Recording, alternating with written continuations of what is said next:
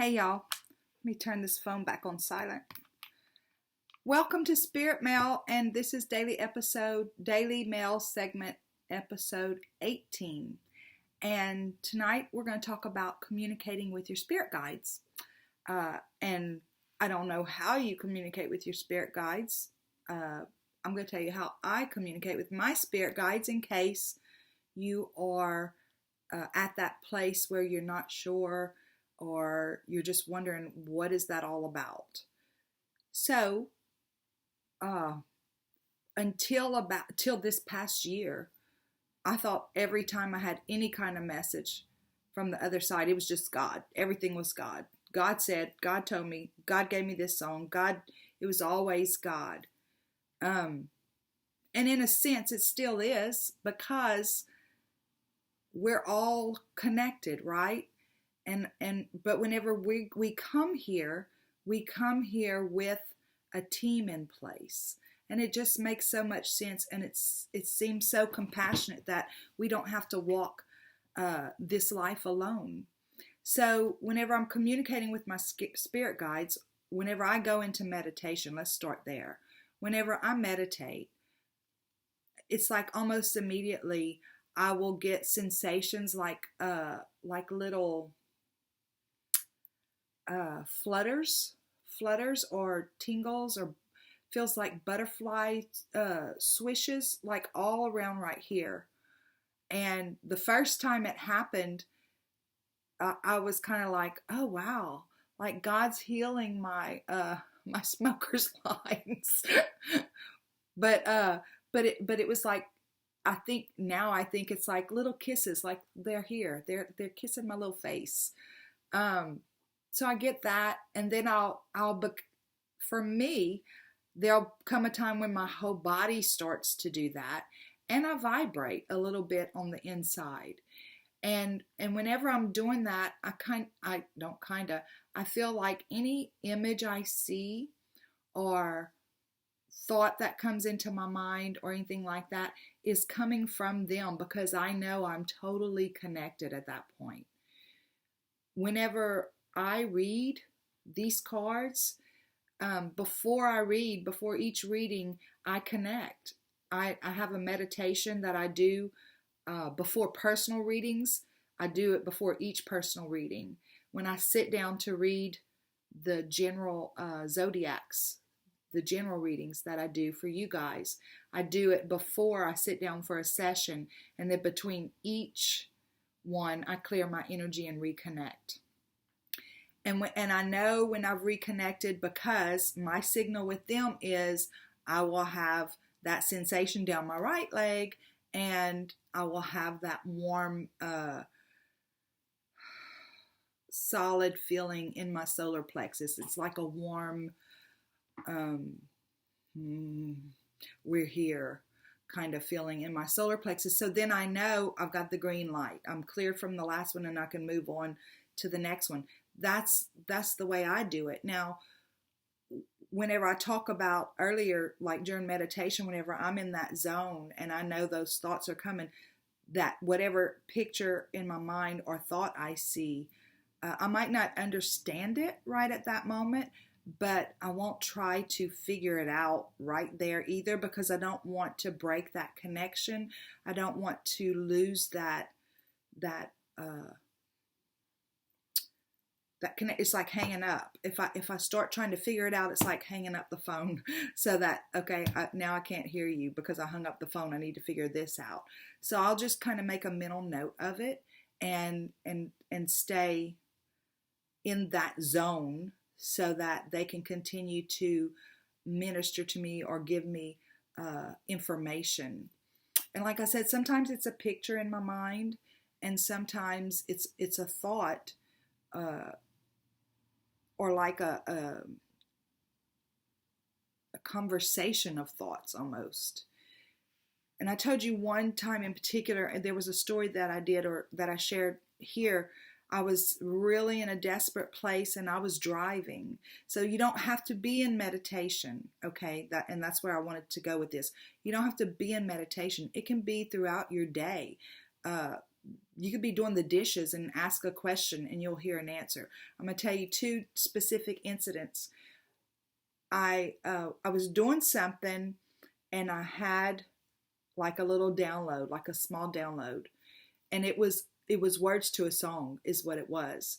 And I didn't stop right then and look up the song. I thought I'll look it up later. Well, a little bit later in the day, I was sitting down folding laundry, and I thought, oh, I should have looked. I need to look up that song, but I couldn't remember what it was. And so I was like, okay, guys, show me, tell me again give me those words again, because sometimes they'll talk to us however we can understand it. They will meet us wherever we are. So anyway, I said, give me the words, and they wouldn't. And I was sitting there, folding clothes and saying, okay, just tell me what I need to do to retrieve the words. And they said, get up and go back to the coffee pot, because that's where you were when we gave you the words earlier. So I got up and went back to the coffee pot. As soon as I stood in front of that coffee pot, the words came right back to me. So it's like, okay, so I think sometimes they like to play with us. They like to pick at us, because especially like somebody like me, because I can get sassy with them sometimes. But so that's one incident where I went over there and they gave me the words were shine a light. And so I went back to sit down to fold laundry, and I Googled the words shine a light, and it was a brand new song that was, I say brand new, I want to say it was put out in March of this year by Bryan Adams. And whenever I listened to it, was it Bryan Adams? I'm going to have to look at my playlist so I can tell you what it is, because I have a playlist of songs from Spirit that they have given me. And this particular one, I actually think that it came from my mom and dad, because whenever I listened to it, it made me think of them, because it's something that they would have said to me. And hang on, let me find it.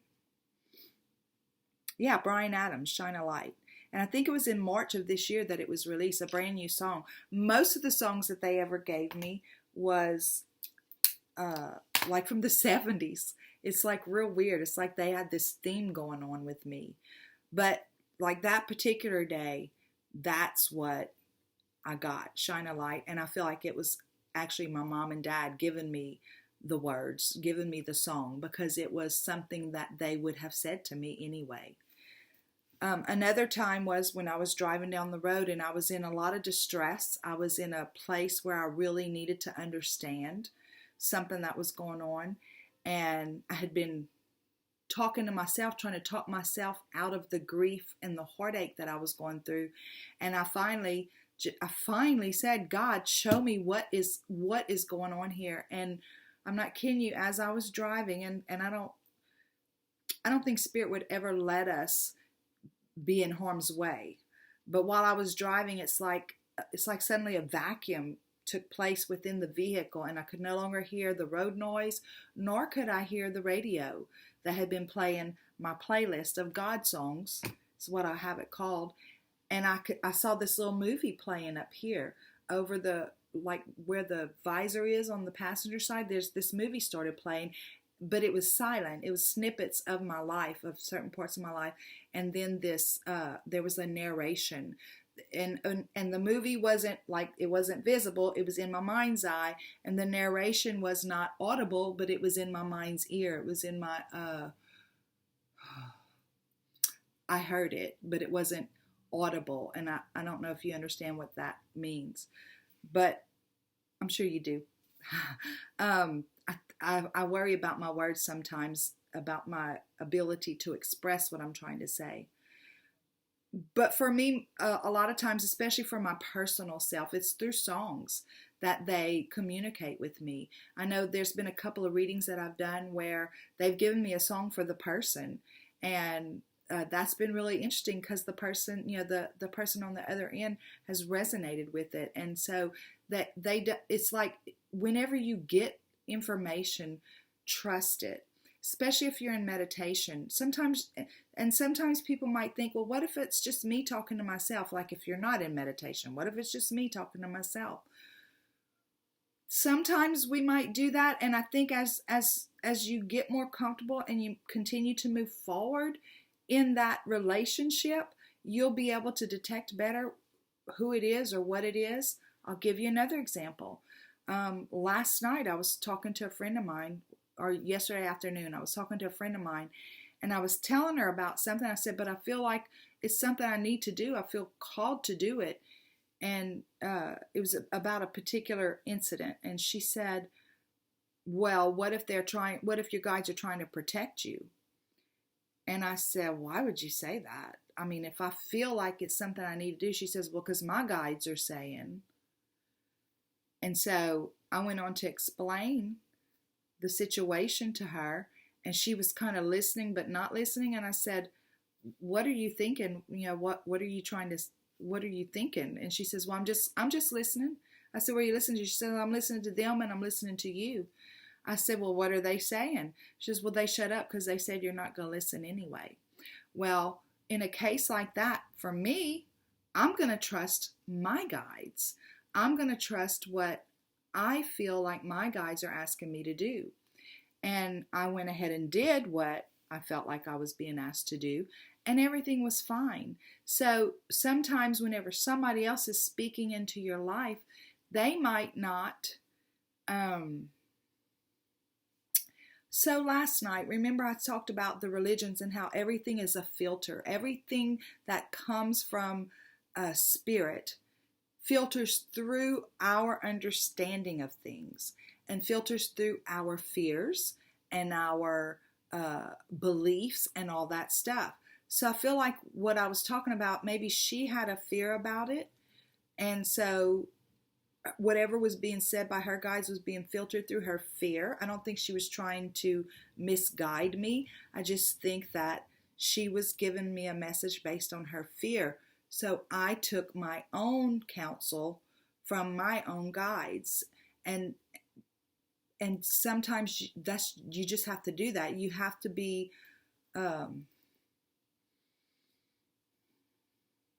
it's important to understand when they speak to you. Sometimes they'll speak to you through a feeling. It'll be an actual literal feeling, like whenever I go into meditation and I feel this right here. It's like right all above my lip and around my mouth. It's like little kisses all over the place. And then it starts and it goes to my whole body, and then I vibrate. The inside of my body vibrates. So another time in my personal journey, there was a time whenever I was at a Greg Braden retreat in New Mexico. It was fabulous. If you're not familiar with Greg Braden, Google him, because he's got some really great information about prayer and connecting with our heart and stuff like that. But I was at one of his retreats, and I felt so full because I felt confirmed in the beliefs that I've been having. It just resonated so much. And one of the greatest reasons that I ever started questioning the church was because Jesus said, all these works that I do, you're going to do the same things, and even more will you do. But I couldn't understand why does he say that, and we can't seem to heal each other. We can't lay hands on each other and heal each other. We're not doing the things that he's doing. And we're the church, so we should be doing the things that he's doing. And so whenever I heard Greg Braden the first time, I thought, oh, he knows the answer. And whether he knows the actual answer or not, I felt I got closer to that answer. Now, this was years away from the first time I asked that question, but while I was at that retreat, let me get back on track here. While I was at that retreat, I was sitting out on the balcony, having a cup of coffee and smoking a cigarette and just feeling so full, watching the mountains, watching the sun come up. And I was talking to God, and I said, God, how am I going to share this with so many people? I started to feel overwhelmed. How am I going to get this message out? How am I going to get this to people who could never come to a Greg Braden retreat? How am I going to, I don't have a platform. How am I going to do this? And I went back into the room to the coffee pot to fix myself another cup of coffee. And I heard, you don't have to be a star. So when I got back out to the balcony, I got on my phone and I looked it up. You don't have to be a star. And it was the most beautiful, I'm telling you, the words were like, he was answering my question. And basically what he said was, you don't have to be a star to be in my show. There doesn't have to be a stage, no big parades, and your love is enough or something. I can't remember all the words exactly, but it ministered to me so greatly, and it gave me relief. And that's probably one of the main things that I would like to say about when you're communicating with Spirit. I believe that they're there to guide us. And yeah, they will detour us around if something's coming up. I feel like they'll either give us a stern warning in our feelings, or they'll do an intervention like that time that car drove right through me. But for messages about our everyday life, they're here to bless us, to heal us, to elevate us, to love us. And so whatever they're going to tell you is either it's going to bring you some kind of relief, or it's going to elevate you in some way. And not everybody's going to agree with me about that. Again, this is my understanding. This is my experience. I'm the girl who, whenever I started reading horoscopes at a very young age, whenever I opened it up and read Aquarius, if I didn't like what it said, I closed the newspaper or the magazine, whatever, and I said, well, they don't know who I am. That's not my story. But if it said something good, I was excited, and I would claim it. But if it didn't say something good, no, it wasn't mine. But so Spirit's going to meet you wherever you are, and they're going to communicate with you however they can. It can be a song. It can be a billboard. It can be a feeling. It can be a feeling of absolute, unexplainable love. This is what I say I invite you to do. I invite you to invite them. And allow yourself to be open. If you don't meditate regularly, I invite you to take time, a little bit of time in the morning, 10, 15, 20 minutes, just to sit down and clear your mind as best you can. If you can't do that, use a guided meditation to do that. There's lots of guided meditations on YouTube about the meditation to meet your spirit guide. I didn't know even the name of my spirit guides for a long time. And like I said, for a long time before that, I just thought everything I heard was from God. And to be perfectly honest with you, whenever I'm hearing it, I can't distinguish whether it's my mom or Joseph or Donald or God or one of the angels. I can't distinguish it while I'm getting the messages. But I trust that the messages are absolutely from Spirit. There are some times, like that song, Shine a Light, after I saw the words, I knew it was my mom and my dad that sent me that song. I knew that. So, because of the words. But there's been songs that saved my life. I'm not even going to, a song in particular that saved my life. And if you want to go listen to it, I invite you to do that, because I know it's not just for me, it's for everybody. And it's Just the Way You Are by Billy Joel. I think it's Billy Joel. Yeah, Just the Way You Are. There was a time whenever I was really struggling and trying to make a decision in my life and feeling like I had to. There was reasons that I thought that if I did a certain thing, it would displease God. And that song was delivered to me, and I turned it on, and again, you see how emotional I get whenever I do these videos. I pulled over on the side of the road and cried and bawled, because it was God assuring me that I'm fine just like I am, and that He's not He's not looking for me to please him. And that's something that I think is important for all of us to know, is that God's not looking for anybody to please him. He doesn't have an ego like we do. He created the whole freaking universe, the multiverse. He doesn't need me to please him so that he can feel good. But what he wants is for us to understand the power that we have in him. But that's a whole nother story. We're talking about spirit guides and connecting with your spirit guides. And again, I don't feel it's necessary for me to know any one of them by name or anything like that. Other people might feel like that's necessary. I don't feel that way. I just know that whenever I get a message, it's from spirit, and I trust it. And that's the thing, is that we need to learn to trust and walk in that. It's not a big magical thing. They're here to communicate with every one of us, and there's nothing you could ever do that would make them not communicate with you. That would make them not communicate with you. They have trouble getting to us sometimes because we have so much going on in our mind that it's like if I was talking and you were standing here trying to talk to me and I'm talking, it's like after a while you back up because it's like you can't get through to me. And spirit does the same thing. I think they're very well mannered. Like they're not going to intentionally butt into your life unless you invite them in. Or if you're in trouble, like that time that car drove straight through me, those would be different times that they might intervene. But other than that, they need to be invited in. And I think the purpose for that is because we are a free will people.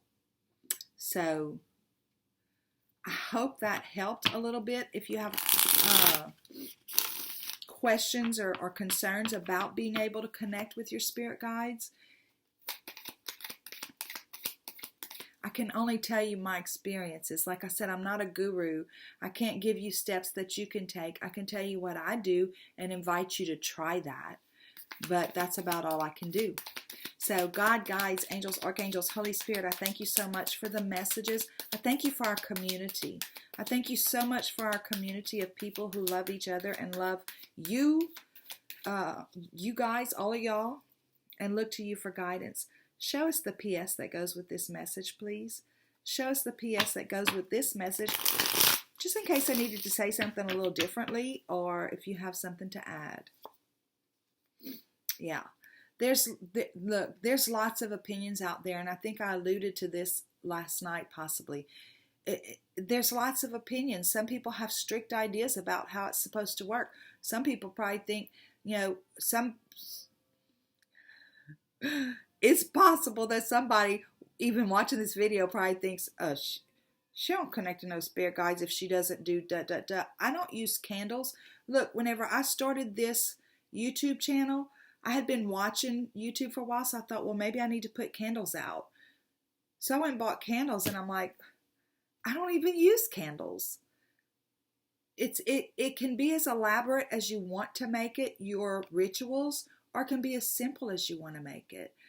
I'm in constant communication with spirit, but I'm not in constant meditation, but I'm in constant communication. So different people have different ideas about how it should be done. But you do what's comfortable for you, because I'm promising you, just a simple invitation for them to speak to you and guide you, they're going to be there. They're waiting for that. But we have to clear our mind and we have to lighten our heart for them to be able to get to us. Otherwise, we filter it wrong, or we can't even filter it at all. So there's the Eight of Pentacles. So, the thing about the Eight of Pentacles is this person pays attention to detail, right? Pay attention to the little nuances, like those little things on my face. Like I said, the first time I thought, oh, good, they're taking care of my lip. I thought I was getting a facelift during my meditation. But it continued to happen, and I finally understood that was one of the ways they were saying we're here. we're here and we're listening to you. So pay attention to those little details, those little nuances. Pay attention to the when lyrics pop into your head. If you love music, that might be one of the ways that they want to visit with you. They're going to meet you where you are. You don't have to